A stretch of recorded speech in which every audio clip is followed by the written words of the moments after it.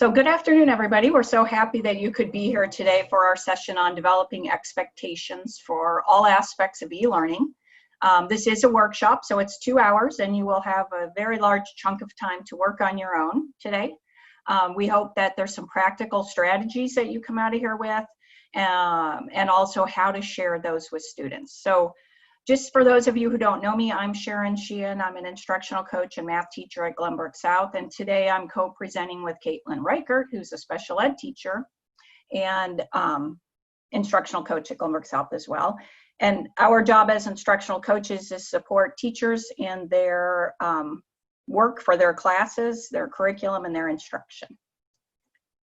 So just a few ground rules for today. For those of you, we do have a few new people joining this week.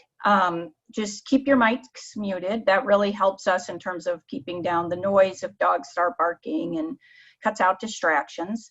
We are happy to answer questions though, so please feel free to unmute yourself if that's helpful and interrupt us. We don't want them waiting if they're important questions. And also feel free to type in the chat. One of us, whoever's not talking, will monitor the chat and we can break in and answer questions or just answer them in the chat. And then another way for some question time is to stay after the presentation. We'll stay for about 10 minutes and we can discuss anything then as well. As you heard Caitlin mention, we are recording for today. The recordings are being posted like later today or tomorrow. This one will be posted on our website where you signed up for the session. Both the PDF will be there, which we will email you, but it will be there forever, and so will the recording. So if you ever want to check back and look at something or rehear something, we'll cut out all the breakout rooms out of our tape recording, so you'll just get the short part and you can find it there or recommend it to a friend. If somebody wasn't able to come, you can show them where it is. Again, at the end of the session, we'll put the attendance form link in the chat. That needs to be filled out before you go today to get your CPDUs and getting paid for today's session, which is a 2-hour session. And all of that is, I believe, going to be paid out on the September 15th paycheck all together in one lump sum for anything you attended. And then be sure to sign up for additional sessions. This week we have a few more coming up. So sign up for those if you haven't made them. And I know instructional technology is offering some this week and some coming up in the future as well. So what's our goal for today? So today what we hope that you will accomplish by the end of the workshop is that each of us will have either general classroom norms or at least one set of expectations, and we'll explain the difference between those two in a little bit, created for our e-learning classroom. And that we'll be prepared to share them with students next week. We'll have a plan for that. So what's our agenda? How is it going to work today? We're going to spend a few minutes with this introduction and information and strategies. Then we'll go into breakout rooms to brainstorm about what is it that you want to work on today? Where is your greatest need? Everybody's is probably in a slightly different space, which will make a little more sense when we talk about all the different places you can think about to create your expectations. When you come out of that, then you'll have a large chunk of time to work on those. Hopefully build them out, get a draft, and then we'll go back into the breakout room so you can share what you did and see what other people worked on. And then you'll have, and then we'll come back and do a whole group report out, and we'll be done for today. So it is mostly work time. So for those of you who've been here, you've heard this quite a bit, so I'll give you the brief version, but John Hattie is a researcher who puts all of his efforts into large sets of data to come up with looking at all the different research study and looking at different things that impact success for students and their learning. And what he's done over time is used his statistics to show that and designate that 0.4, like an impact of 0.4, is 1 year of learning in 1 year's time. So we like to anchor the work that we present in his work because we want to do things that have the largest impact. So in terms of creating expectations for a classroom, there are two that we found that really show the benefit of doing this work for your student learning. So classroom management is one of them. And in classroom management, that has a 0.52 effect size. So it means it's greater than 1 year's learning in 1 year of time. And Caitlin, I think you might need to go backwards for the other one. Oh, okay, thank you. Or forward, I don't know which way you went. But teacher credibility is a 0.90, so it's a very large effect size. And according to Hattie, that's particularly in reference to being competent, is what he says about that. And so being able to be clear and competent in the classroom with our expectations leads to teacher credibility, which that belief in teachers and their credibility has a large impact on student learning. So just your focus today can really help your students and to improve what they learn next year in your class. So we're going to take a minute just to meet the group that you're going to have time to touch base with today. So we're going to put you in groups of 4 to 5 people. And we want you to talk about, just introduce yourself, so because you'll be with people you don't know, and then talk about what your favorite summer activity was this year. And we're only giving you 5 minutes, so be sure to make sure everybody gets a chance to share. Everybody is back. Thank you. We just want to point out one reason we had you do that is that the research shows that in work with students even, it's a good idea to have them do something non-academic early on in their work with each other so that they get to know each other, help build community. It can be right at the beginning of a breakout. Maybe they each start off with just one word about something, or just some piece. Here we did a whole 5 minutes and did it in advance of the content work you're going to do in a few minutes because it's longer work we're doing. But just to think of that idea of how you could use that technique in class to help build community and get students to introduce themselves to each other, especially early in the year. But I think it could be helpful too later in the year when they're just regrouping all the time and thinking about how they would meet each other and get to know each other better. So I'm going to pass it over to Caitlin right now, who's going to talk to us about what is this difference between norms for our classroom and expectations for activities. All right, thanks, Sharon.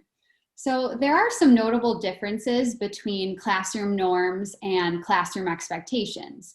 And today we're going to just share some information about each one that will kind of help you decide which of these you'd like to tackle during the latter half of the workshop when you're doing some of your work time. So norms we're going to discuss first, and those are much more general and overarching in the classroom. They describe behavior that should occur across all settings, and it's really important for everyone in the classroom to believe in these norm statements and value them equally. And norms should be written in a positive way using positive language, and you can also have some norms thought of ahead of time as the teacher. But you can also have that conversation with students and get some of their input as well during the creation. So here are some examples of norms. We treat each other with respect. We value humor and kindness. We support each other and share successes. And we learn from our mistakes. So as you can see from these statements, they're all centered around the collective group as a whole. And these norms are one that you may not always physically see occurring in the classroom because some of them are just general values and beliefs. And like I mentioned earlier, it's good to go in ahead of time, preparing some norms from the teacher perspective of what you believe.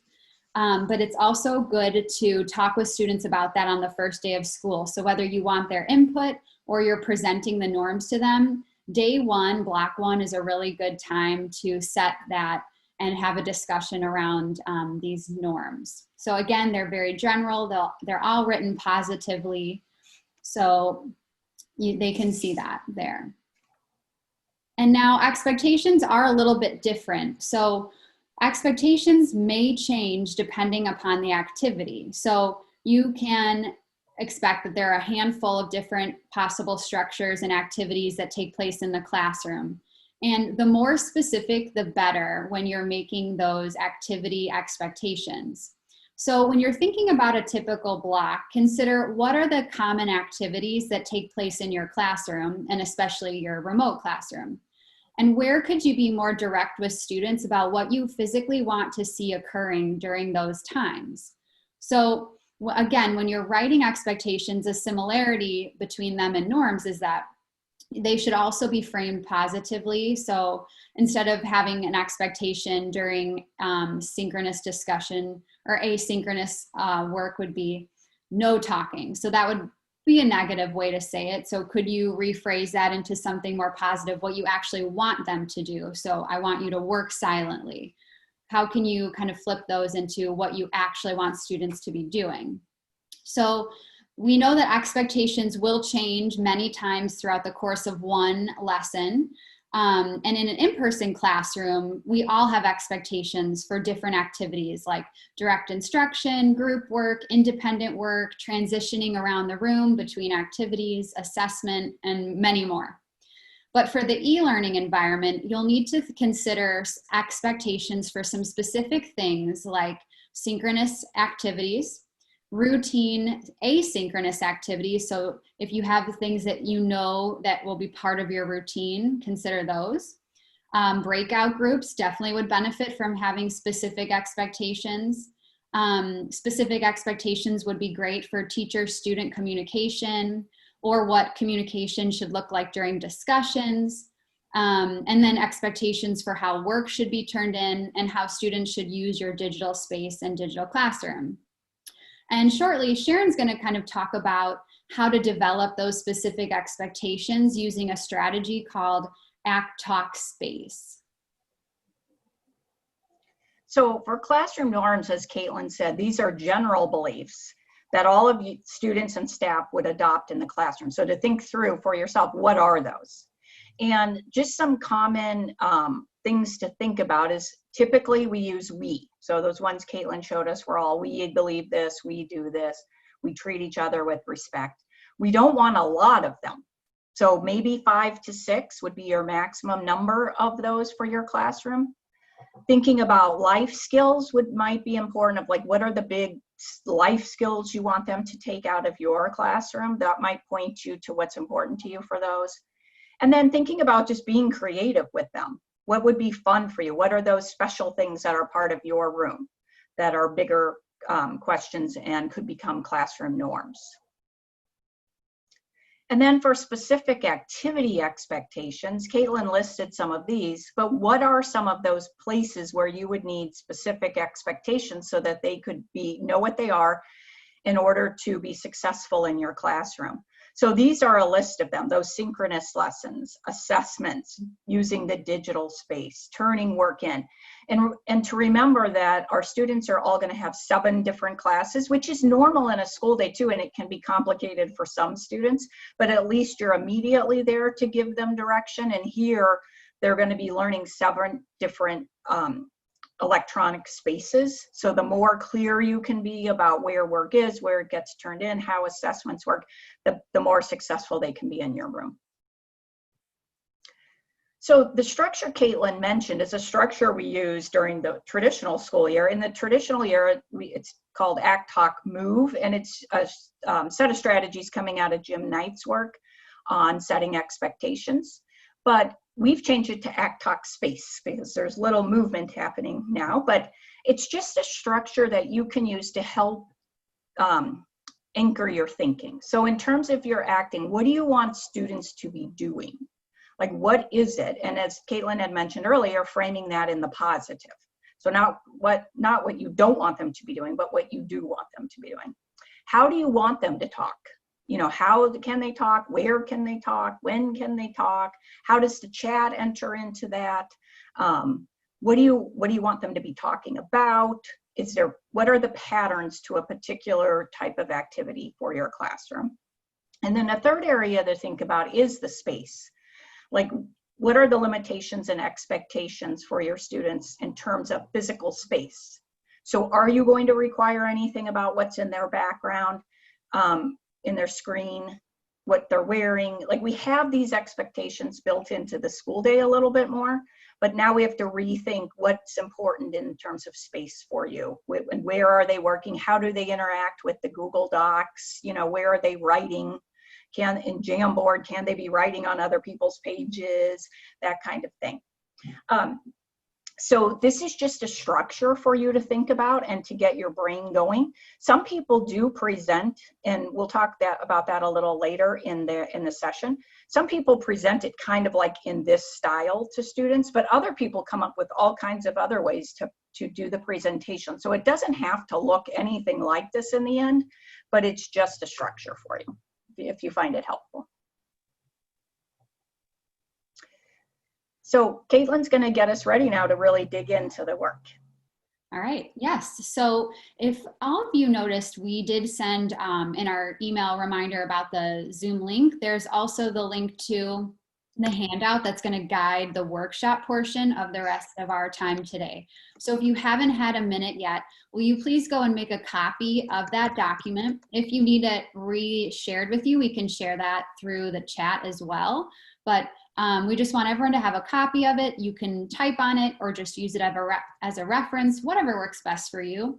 So we're just going to give everybody a quick minute to get that pulled up and ready.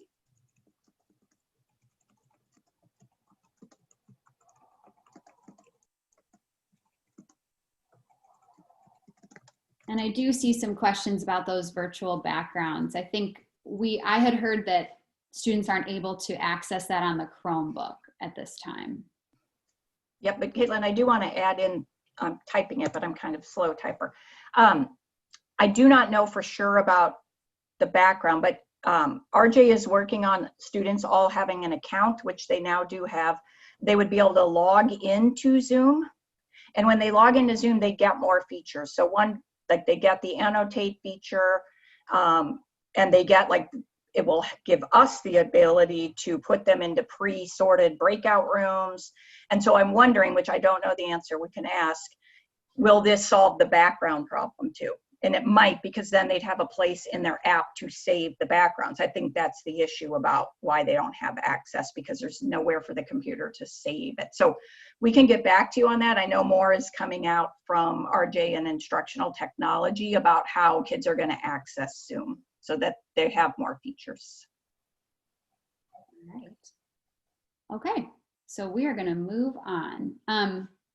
We're going to get to work, and it's first going to be a small group breakout with the individuals you met earlier. So you're going to have a whole mix of collaboration, then independent work time, and then some more collaboration, and then a whole group share out at the end. So that's kind of the format for our time remaining. So you're going to be in your small groups for about 20 minutes, collaborating with colleagues to brainstorm options for your classroom. Do you want to just work on those general classroom norms?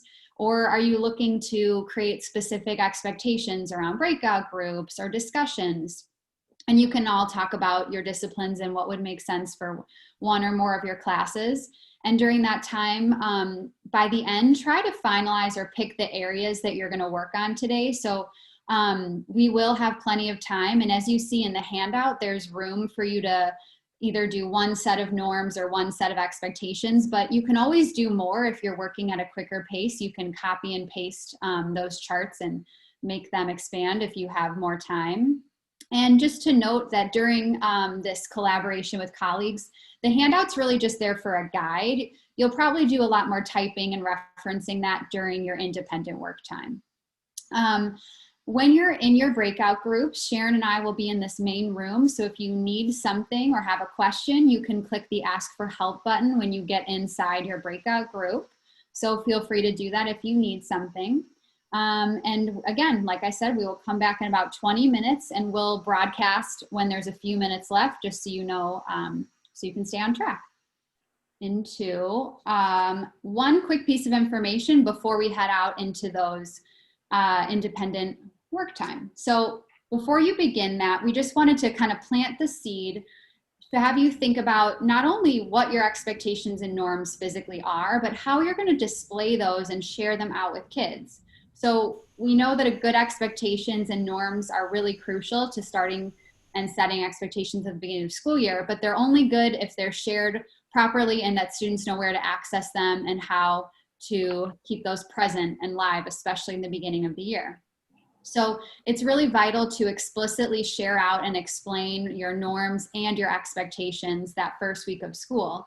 So here are some options for you in terms of ways you can share that and display those norms and expectations with kids. So I know a lot of people are really creative and they've made visuals on Google Slides or on Canva with the drawing feature. So I've seen like puzzle pieces where all the norms connect. I've seen trees. I've seen different types of circles where everything connects. So there's a way to kind of do some more artistic and creative ways to have those shared out. You can also post the norms or the expectations in the chat function. So you could do that at the start of a whole group. So obviously right now everyone can see the chat going. You could paste in those expectations into the chat. And then when kids are in breakouts, the chat isn't always available. So you would click the broadcast message. It's the same thing. The only difference is that when you broadcast a message to breakout groups, it doesn't allow you to have a whole ton of characters. So just make sure you're short and sweet with those expectations. And then you can always review the list of expectations and norms on your screen. You could share your screen, have that pulled up, or you can verbally explain that. And then today, Sharon and I modeled this last bullet for you. If you noticed at the top of the handout that we created, our expectations were at the top. So we knew that you guys would be out in your breakouts, working on your own. This is a way that you have access to those expectations right where you're focusing. And for kids, then they're not opening multiple documents. So pasting those expectations at the top of activities during synchronous and asynchronous is also a good option as well. So now it is time for you to do some individual work time. So now that you've had a chance to brainstorm with colleagues, you're going to work on either your general classroom norms or the specific activity expectations. We are going to just ask, instead of putting everyone in individual breakout rooms, we're going to stay in this main room. So if everybody could just please make sure they're muted and turn off their video so that we can have a distraction-free environment. We don't want you to lose the breakout groups for this last section. And if we were to put you in individual breakouts, you'd get all mixed up. So if you don't mind just turning off your mute and then turning your video off as well. All right, so before we go into our next aspect of the workshop, collaborating with colleagues again, Sharon and I just wanted to use the poll feature to get some questions out there about what you've been working on. So you'll be seeing a poll pop up on your screen shortly.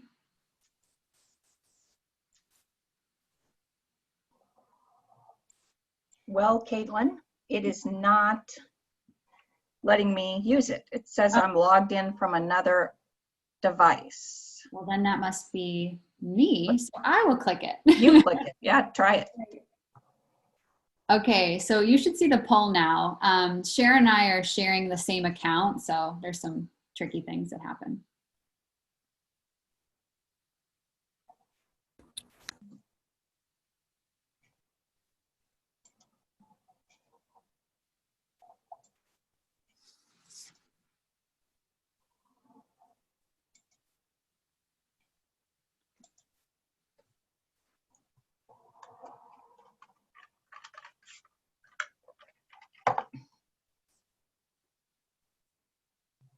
All right, I think mostly everyone has voted, so I'm gonna end the poll now and you can just kind of take a look and see how people have been using their time. This is a complete, choice, whatever worked best for you, but Sharon and I just wanted to get a sense of, where people had interest lying and what they were spending their time on when we were in our independent work.